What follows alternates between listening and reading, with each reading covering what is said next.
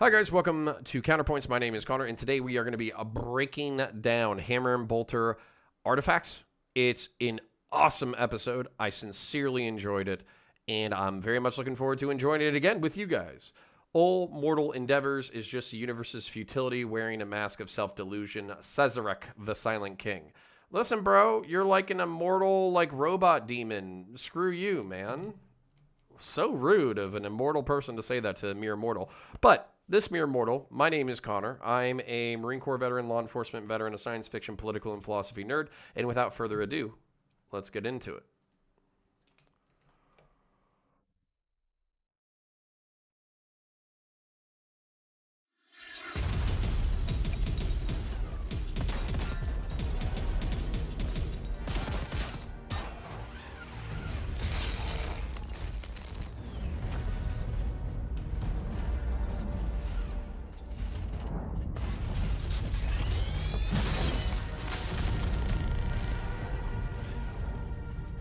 Cut that one down!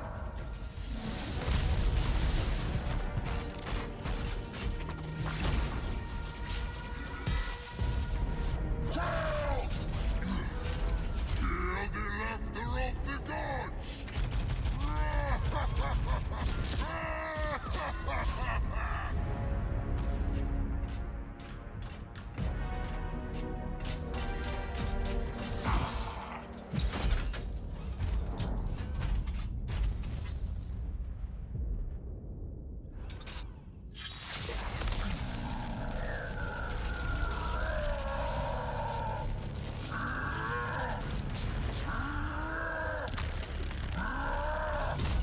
Your tricks shall not save you.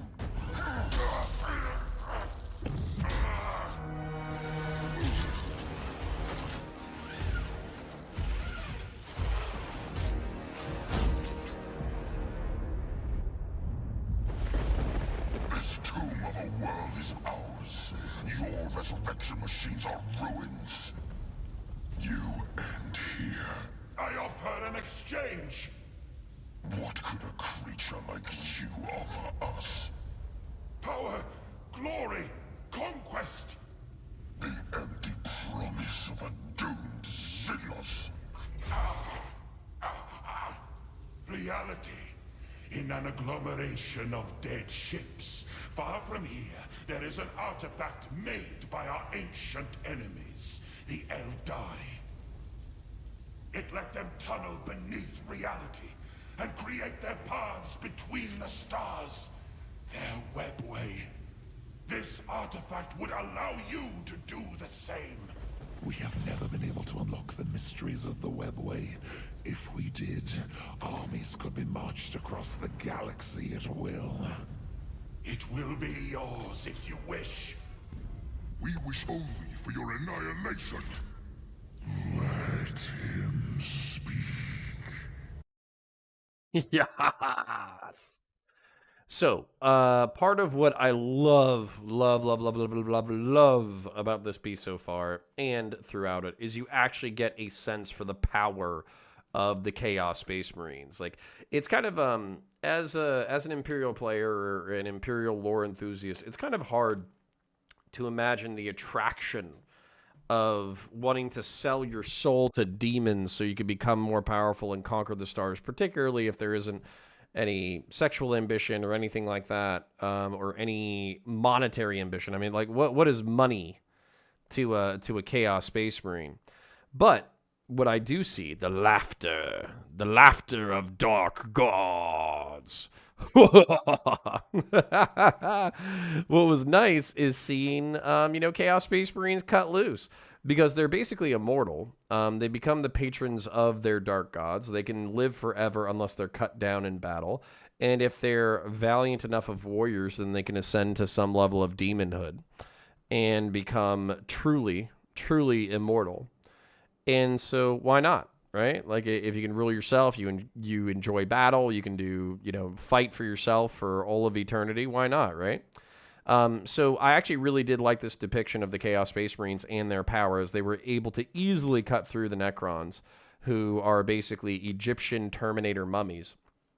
And you could basically see why it would be attractive to feel the laughter of the gods while firing a twin autocannon at aliens, conquering a planet that is yours to conquer for no other reason than you feel like it. Basically becoming a pirate serving yourself, but also a 8-foot tall, genetically and warp enhanced pirate at that.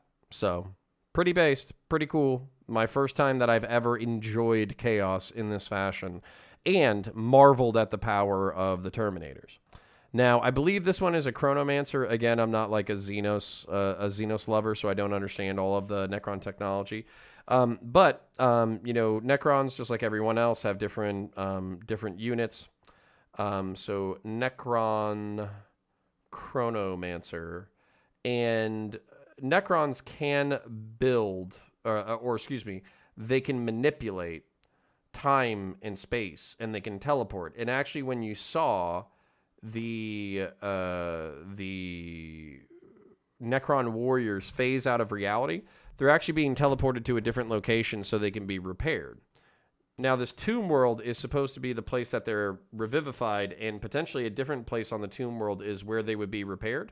So you can sever a Necron's ability to recreate itself by destroying the tomb world or destroying the reconstruction machines. But at the same time, Necrons are insanely difficult to stop and can technically repopulate themselves over and over and over and over and over again and repair themselves in perpetuity.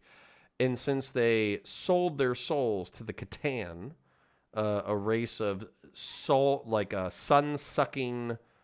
vampire gods that they now have turned into Pokemon. If I lose you, it's not your fault. It's just complicated lore. Basically Necrons aren't... The whole point of it is Necrons can be badass. They're really hard to beat. They are relatively close to soulless, but the most powerful leaders among them retain some level of their personality as they were digitized from biological beings into mummy Terminators. And I think that's enough information for now.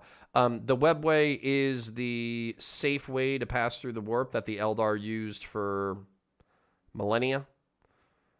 For deca millennia.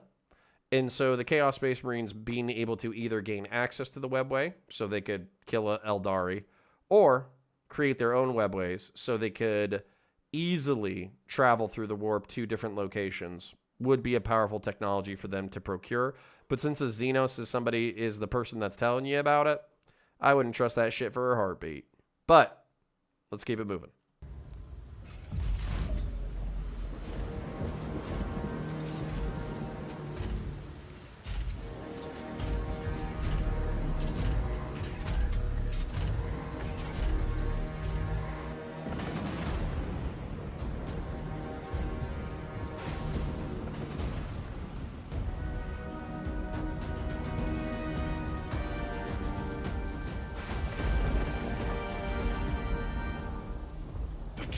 Is here, in what your kind call the Crucian Depths.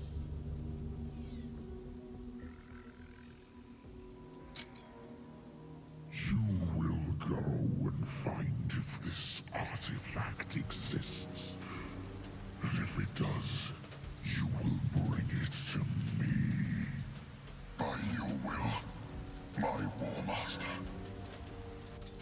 And in exchange for this gift, you will have the only mercy you deserve.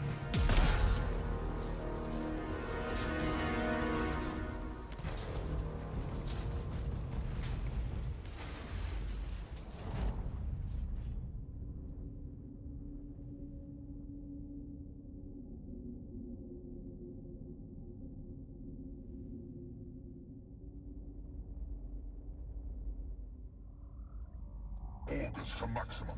Find the artifact location and lock teleport coordinates. Lord, we see. Our eyes see. The topography matches the data given by the Necron entity. Teleportation close to the artifact is Not possible.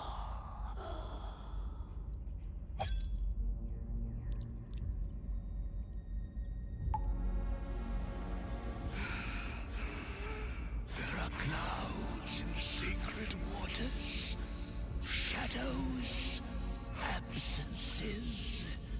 The place you seek is a black space. The hands of the gods cannot place you within. And once inside, they will not be able to aid you. This does not bode well. What is that? Enhance and identify.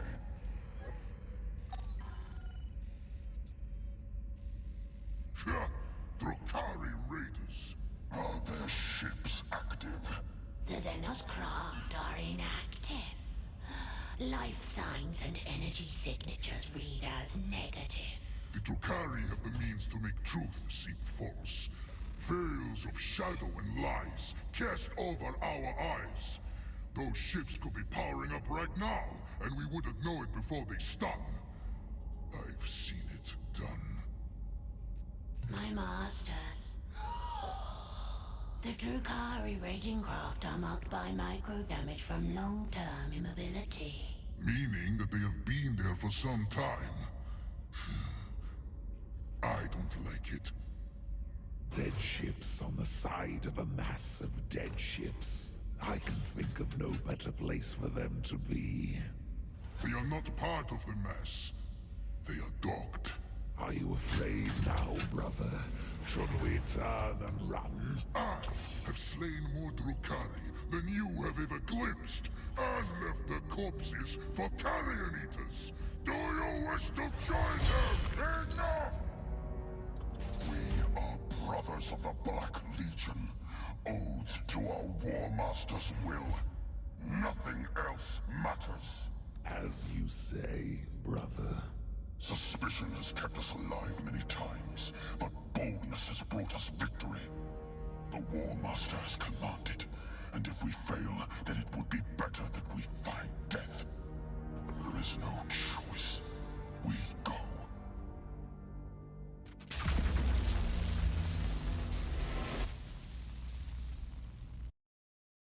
Boost. All right.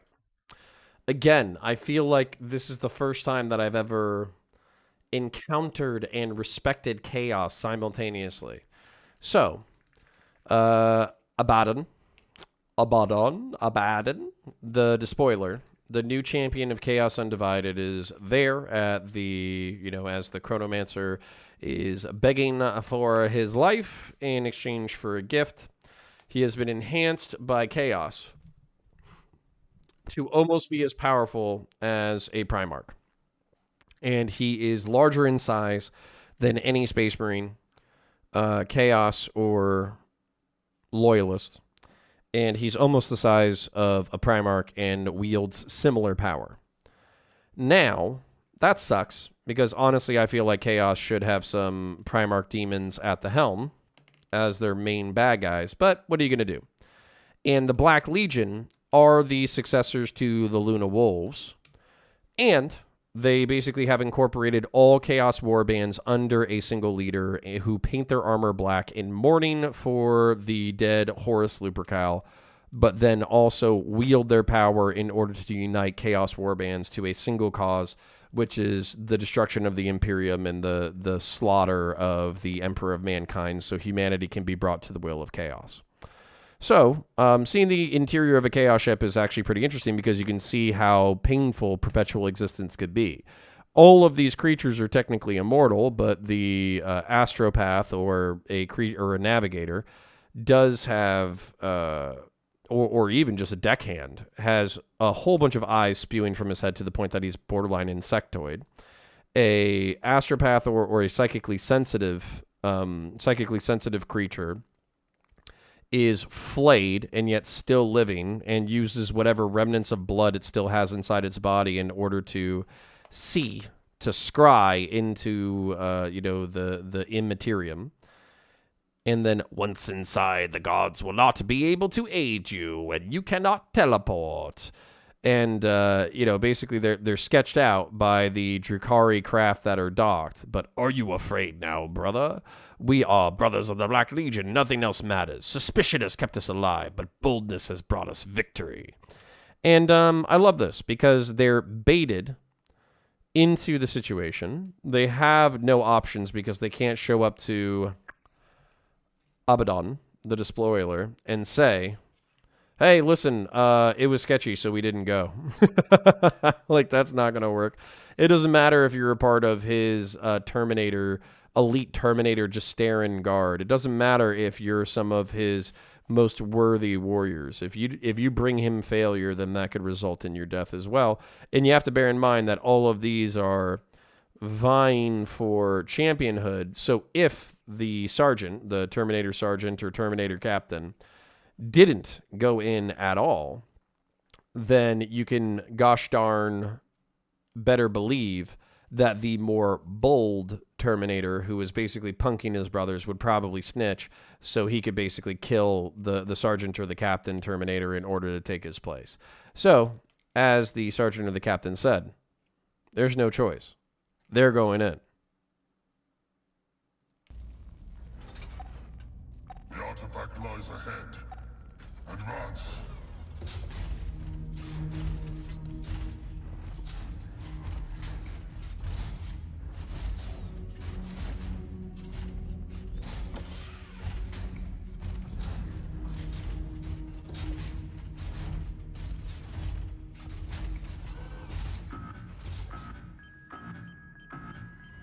Target's front!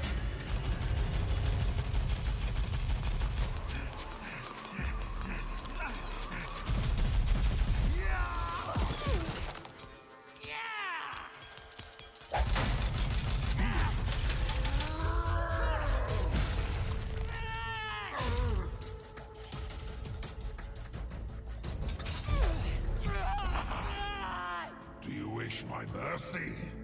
You will not reach what you seek, lie-slaved warrior. There is no way out.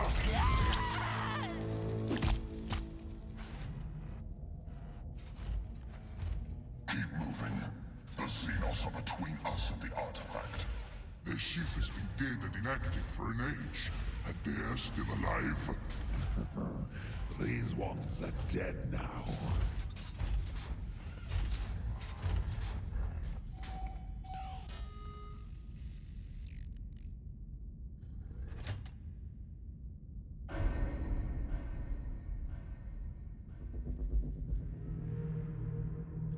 What?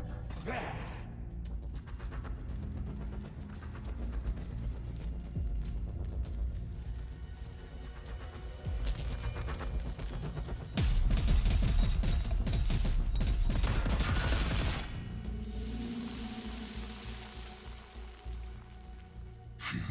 Vanished. First Drukhari that should be long dead, and then Necron phantoms. Do you still think all is as it should be? Stay alert.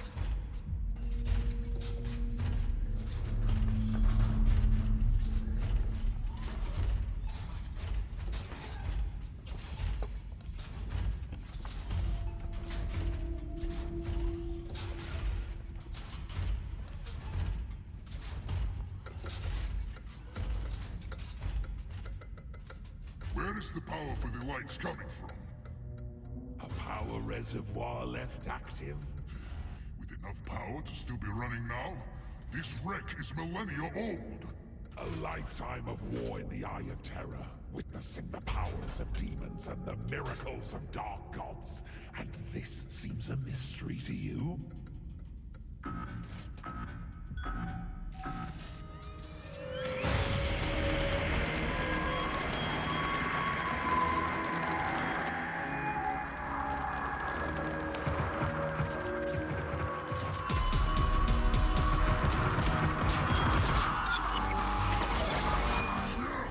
What is this sorcery?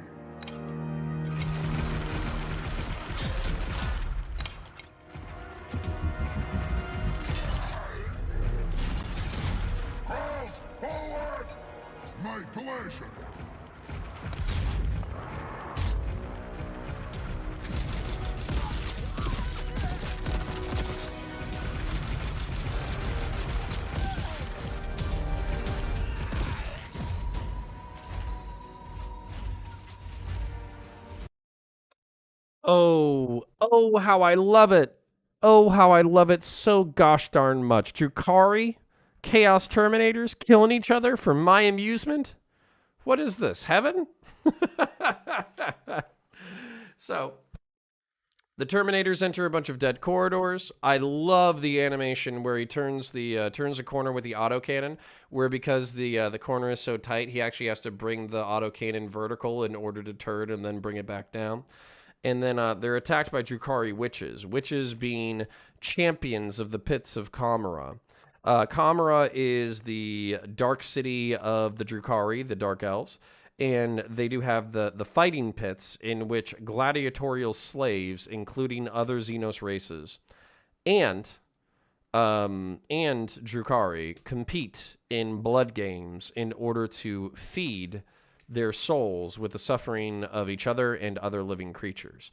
And as a result of that, they are able to sustain themselves against Slanesh, she who thirsts, the god and goddess of excess in this universe, who was birthed by the Eldari, the original Eldar, basically having murder orgies for their own pleasure for millennia that eventually led to the birth of a dark god.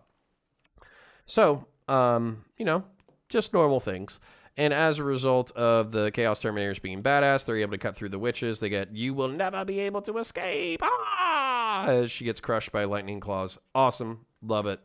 The Necron leader appears and then phases out of reality before the Chaos Terminators can do anything. And one of the things that I noticed as they moved into the room, the Chaos Terminators actually were sweeping and scanning in a defensive pattern, which that's the kind of like details of animations that can make things so much better. So the one Terminator, the one who's been skeptical the whole time is, basically, there's a blinking light. And then the sarcastic, bold Terminator is like, "You've seen the miracles of dark gods and a blinking light makes you upset?" I think that shit is hilarious and right on point. A bunch of Drukhari phantoms, Dark Eldar phantoms, phase into reality, and they're able to shoot a Terminator in the eye socket and kill him with a splinter rifle. Splinter rifles are supposed to be close-range, shotgun, poisoned weapons that are capable of torturing and cutting down masked, lightly armored infantry. So, in the tabletop, this would actually be completely accurate, where you would do a salvo of splinter cannons and splinter weapons and maybe only take down a Terminator after a single salvo, whereas the Terminators were able to basically cut down the Drukhari in just a little bit of concerted effort. So, Drukhari and Eldari in general are known as what's called a glass cannon, meaning that they hit hard, but if you hit them back, they shatter. So, very cool. Love to see it. Super fun for me. Let's keep moving.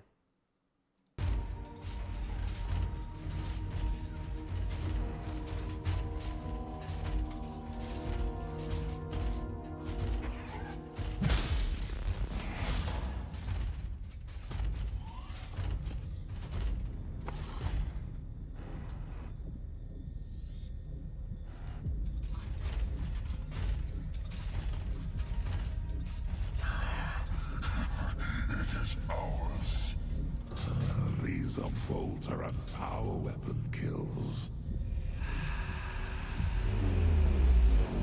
Wait!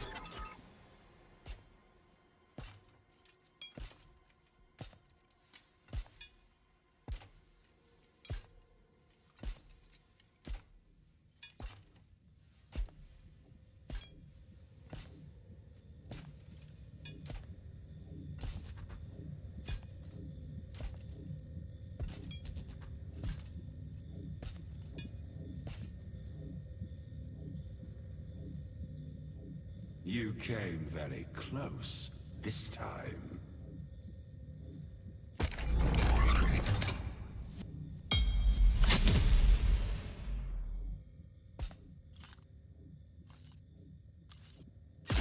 When the Necrontyr shed flesh and left death for lesser creatures, we thought only of freedom from fear and making kingdoms that would never die. We did not think of what else immortality would entail. We thought in terms of wars, of destruction, of conquest. But eternity also requires what you would call entertainment. For my part, I find infinity allows me to observe the myriad ways in which matter and consciousness manifest. I collect them.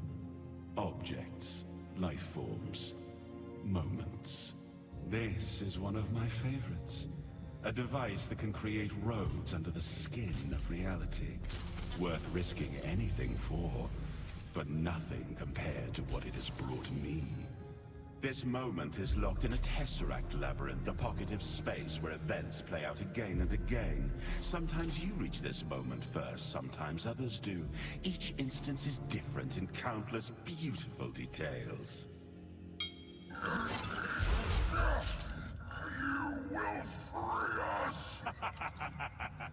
You can free yourselves. All you need to do to leave the labyrinth is never enter. You are given that choice each time. I am not your jailer, my wonderful relic of mortal pride. You are your own prisoners. The look on your faces is my favorite part, and I have enjoyed it 1,000 times already.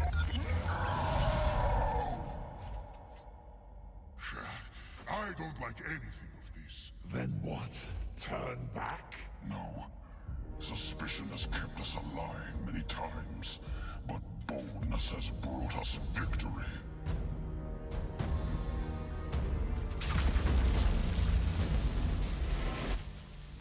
The artifact lies ahead. Advance.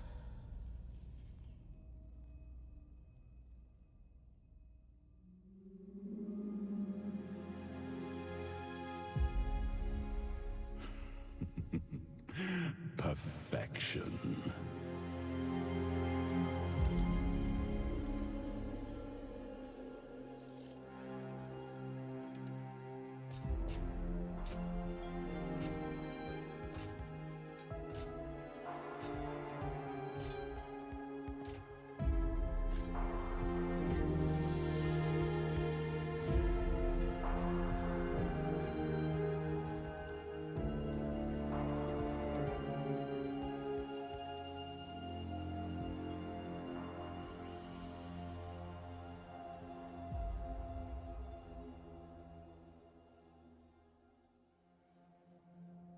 Oh, don't you love it? I do. So, they smash the panel to the room because they can gain access to it. They can. The Terminators are so powerful, they could probably always smash out, whereas a Drukhari probably can't smash in. So they are a little tactical. Excuse me, let me fix this. They're a little tactical and smash the panel so nobody else can get into the room. These are bolter and power weapon kills. Wait! Reality phases in and out. The Drukhari and the Terminators fight. Obviously, I want to see more of that. But Trazyn the Infinite arrives. And you're like, Connor, who's Trazyn the Infinite? He's only one of the coolest characters in the Necrontyr lore, Necron lore. So, the Necrontyr were a race. They were short-lived and died of cancer very quickly. They were created, they basically went to the Old Ones, which is a pre-human, pre-Eldar, pre-Orc race, who were close to immortal, if not immortal. And they said, hey, we die super quick. Can you share the lessons of immortality? And the Old Ones said, fuck off. So the Necrontyr, looking for a deal, made a bargain with the Catan, which are powerful gods who were vampires who sucked on the energy of the sun. And in exchange for their souls, the Catan basically were able to suck on the power of the souls of the Necrontyr, and the Necrontyr were turned into the robot race known as the Necrons, which allowed them to fight the war in heaven against the old ones and all of their creations, including the Eldar and the Orcs, and were close to victorious when I want to say, the old ones flipped the game board and basically threatened the entire world with annihilation, so the Necrons went into hibernation before they recently awoke. So, Trazyn the Infinite was a Necron tier who was actually forced against his will to become a Necron. He was basically brought to the Soul Chamber in chains, if I remember his lore correctly. But even after he was turned into a Necron, he found that he still had his personality and his mischievous ways. Before he died, he was a museum curator, and after he died, he became the most powerful museum curator in the world.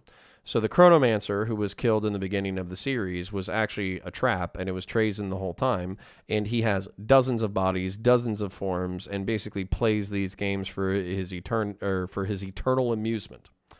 So, we are forced to have other considerations, including what you would call amusement. You will free us. It's like, you can free yourselves. You are given the choice each time. You are your own prisoners. I have enjoyed it 1,000 times already. And then they flash back to the suspicion has kept us alive, but boldness has brought us victory. And this is the hilarity, the entertainment of this fractal moment that Trazyn has captured for himself, that basically, in what universe, out of a million choices, when are Chaos Terminator Lords, Chaos Terminator Space Marines, when are they going to listen to the cautious member of their squad who's saying it's not a good idea to go in? When is the sergeant going to agree? When is the bold Terminator who talks shit the entire time, when is he going to back down? And the answer is never. So, because of the pride of the Terminator Captain or Terminator Sergeant and his underlings, they are trapped in this infinite loop where sometimes the Drukhari win and sometimes the Chaos Terminators win, but never will they seize their prize and escape the labyrinth because their pride keeps them stuck. Awesome. We back out. We see the moment in stasis. In the background, you can see a Harlequin Solitaire, which is a great champion of the Harlequins, which is another Eldar faction. You can see other Xenos creatures that are little known. You can see a Thunder Warrior, which is a precursor to the humans. Precursor to the Space Marines. It's one of the Emperor of Mankind's original projects. And you can also see like a Eldar walker in the background. So Trazyn has been busy curating the world's most fascinating objects for his own amusement. And that's why I love this piece. I love this piece because I got to see how powerful and terrifying the Terminators were. I got to see their internal motivations. I got to see how Abaddon, however you want to pronounce it, I got to see how terrifying he could be individually and how it would actually be incredibly interesting to see him going up against normal Space Marines or a Primarch. I got to see, Necrons and Drukhari face off against Chaos Terminators. And I got to see the hellish landscape that Chaos has created for itself where they can only be undone by their own vices because they can't bring themselves to be humble in any sense. And as a result, they're trapped eternally by a far, I don't want to say smarter, but a far more clever intelligence where you're like, wow, these Chaos Terminators were badass. And then, just kidding. They're the plaything of an immortal creature who has warped reality and time to himself. So it was awesome. I loved the plot, love the characters, I love the animation, I love the lessons, I love the violence, I love the lore, I love all of it. So this was an excellent series excellent episode by Hammer and Bolter. My favorite by far so far, because it's not just violence, it's also something to play with in your own head as far as how cool it is. And to kind of consider like, well, what if they actually did? What if they didn't show up? Or what if they listened to the Eldar? Or at what point can they back out? And, is there ever a situation in which they would listen to the more humble Terminator, or would Trazen get, bored and not watch them, and then maybe one time they would actually recover the artifact? And that there's a lot of little fun pieces to play with in this piece, and I love it. Excellently done. Thank you, Warhammer Plus. So, if you want to watch this without my commentary or my breakdown, you can go to Warhammer TV or Warhammer Plus, and you can pay $5.99 and watch these animations on your own. If you want to continue to watch content like this, where I break down Warhammer or violent media for you, you can subscribe and ring the bell. If you want to check me debating, yelling at, and having fun in the Twitch and Twitter politics spheres, then you can do so by basically subscribing and ringing the bell and checking out those playlists. And if you want to support us in general, you can go to counterpoints.gg, where the support links are. We got Patreon. You can become a YouTube member. You can be a subscriber on Twitch. You can catch us between 11 p.m. and 1 a.m. on Fridays for the Clout with Counterpoints, where we catch up for drama of the week. And if any of that interests you, then please come on over. It'll be a blast, I promise. Check out everything else that's already on the channel. I appreciate you, and I'll catch you in the next one. Bye.